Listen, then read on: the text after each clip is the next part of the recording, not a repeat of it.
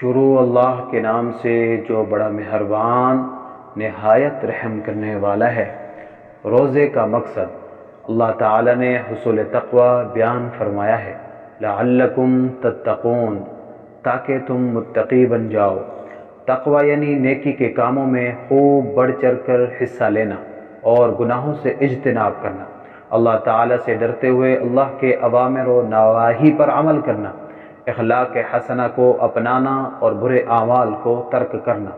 ماہ رمضان دراصل ایک ریفریشر کورس ہے۔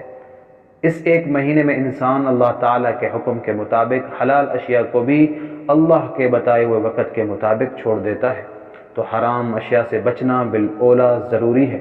اس ایک ماہ کی ٹریننگ کو سال کے بقیہ 11 ماہ میں اپنائے رکھنا چاہیے۔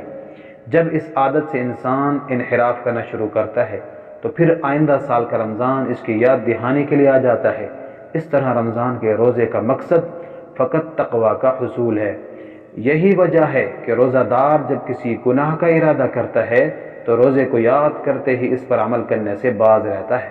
اگر کوئی روزہ دار برے اعمال، جھوٹ، غیبت، گالی گلوچ اور لڑائی جھگڑے سے پرہیز نہ کرے تو ایسے روزے کا کچھ ثواب اور فائدہ نہیں۔